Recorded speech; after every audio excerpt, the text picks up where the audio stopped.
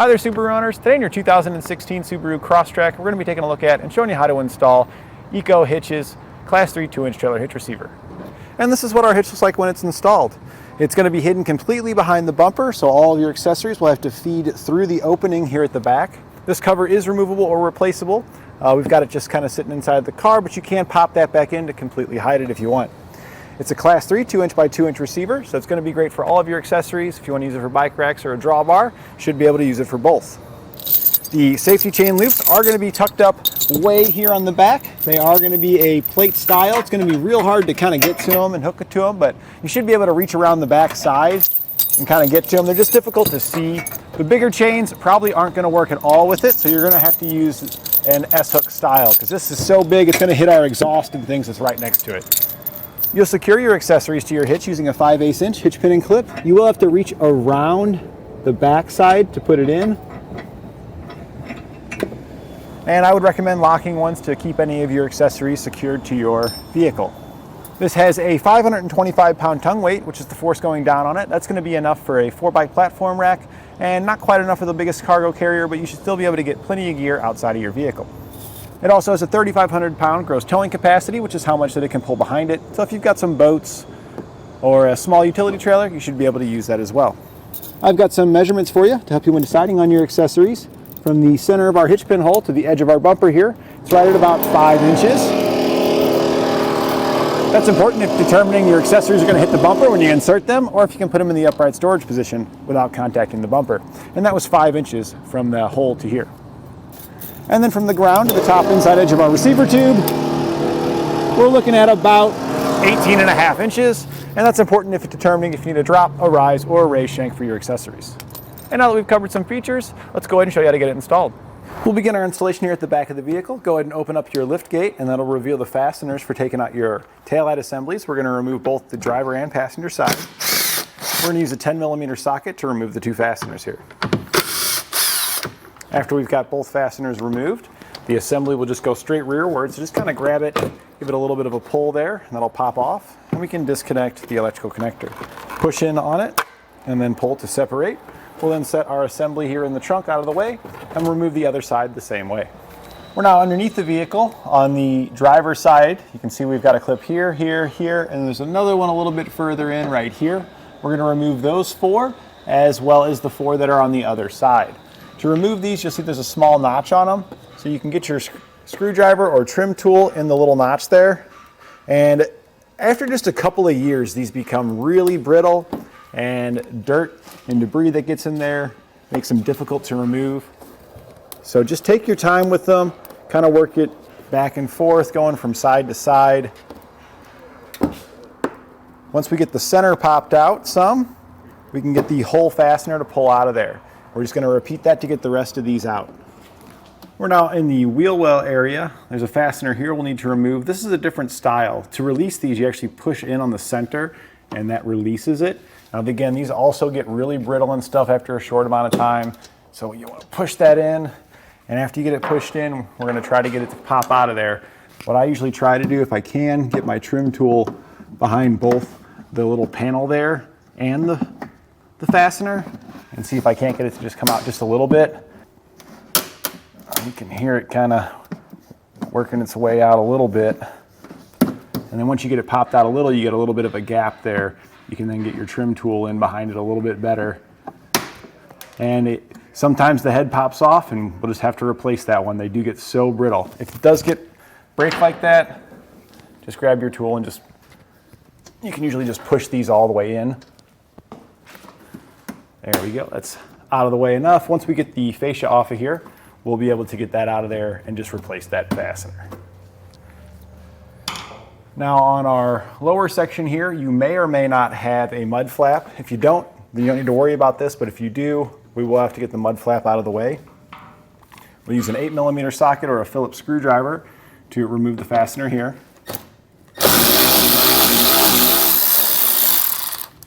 And then similar to the clips that we had below, you're going to have another one located right here. We're going to remove that one as well. Once you get that clip removed, you can just take the whole mud flap out of the way and set it aside. We're going to do the same thing over on the other side now. Now if you don't have mud flaps, you'll just remove the clip that's here. If you do have mud flaps, you have to pull that mud flap off first to be able to reveal this fastener. And this one removes just like the other one, so make sure you grab this one as well.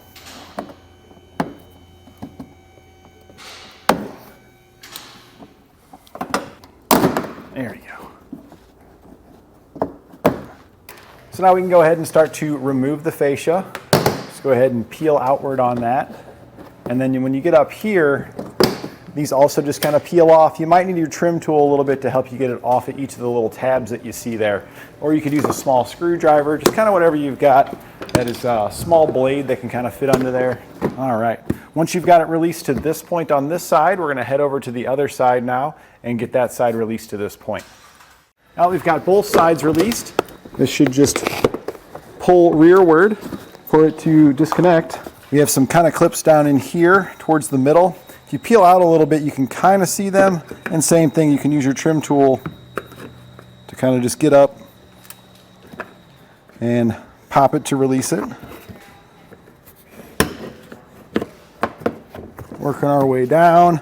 Keeping my body here in place so that way it can't just fall off of there. I can kind of catch it. There we go. And once you feel that last one release, so now we'll just walk our fascia away once we've got it released. Just kind of do it slowly to check to make sure there's no electrical connectors. I don't see anything there, so we can just set this aside now. So now we're going to go ahead and remove our bumper beam here that goes across. There's two fasteners that you'll have to go in through this hole, so you need a long extension and one down below. This way I can leave it in there just a couple of threads, so while I'm removing the rest of the fasteners, the beam can't fall off. And this one's pretty easy to get to. The other ones are kind of hard to reach your hands up in there.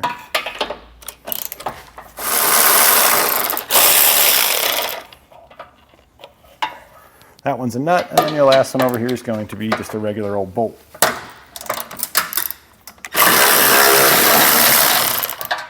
So we'll now go remove the other side. This one's supported by that last little bolt there, as well as the stud. So I'm removing the last one on that side.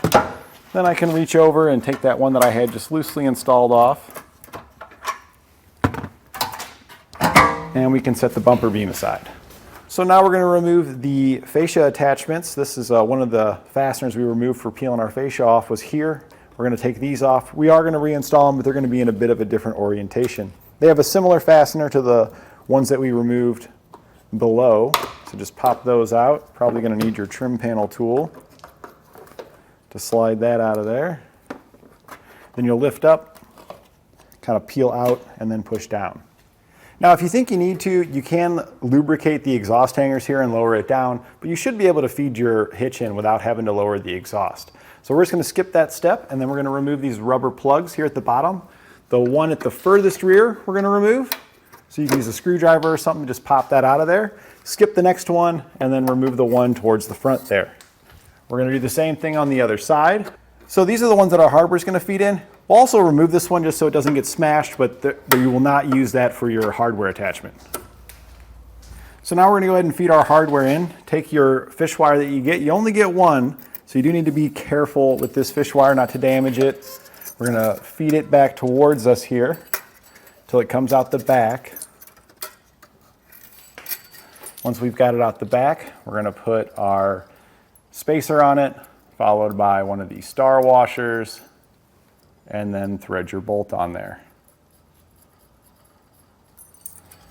And then push that back into the frame there, and then it should drop down just like that. We're then going to uncoil our fish wire and do the same thing on the other side.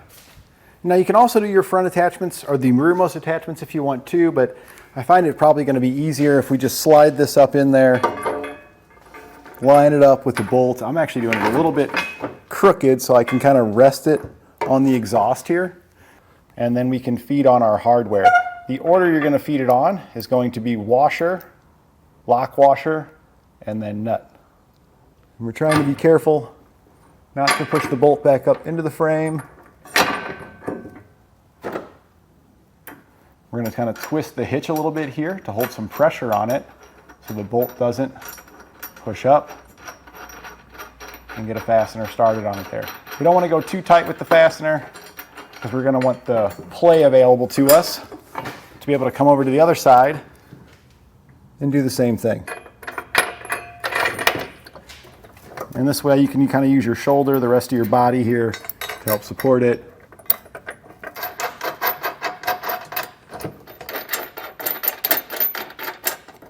All right, and now you can use your fish wire if you want for the rear ones, or you might even be able to just reach in there. If you got a long enough finger and hand, you can probably just drop it in there, which is probably what I'm just going to do.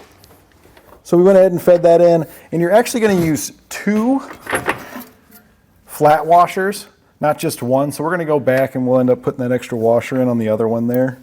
It's just hard to hold all these pieces together when you're trying to do this. So if you can kind of just get a nut on there to hold things up, it definitely makes things easier. And you can go back as necessary to install more of the hardware components. So we've got the 2 on there,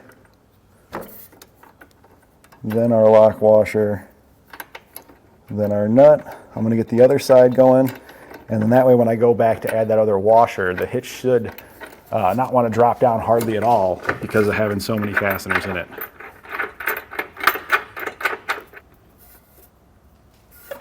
So we can now go ahead and run our hardware up. We're going to use a 19mm socket. You may need an extension in some cases to get on it around the exhaust there. Now if the whole thing is spinning, sometimes you can just give a little downward pressure to get that to run up there. We can then go back and torque our hardware to the specifications outlined in our instructions.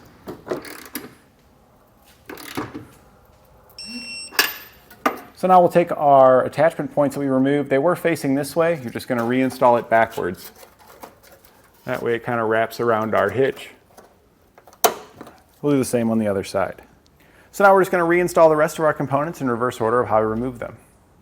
So next we're going to pop out the small panel that's located here. Just push the little tabs and push outward to remove this piece. This piece is going to be, it looks like reinsertable to cover up where the hitch is, but that all has to go there. See these little hooks at the bottom? They hook in right here. So we're going to kind of trim it off at this area here so it stays all the way around. We're just going to use some snips to cut that off.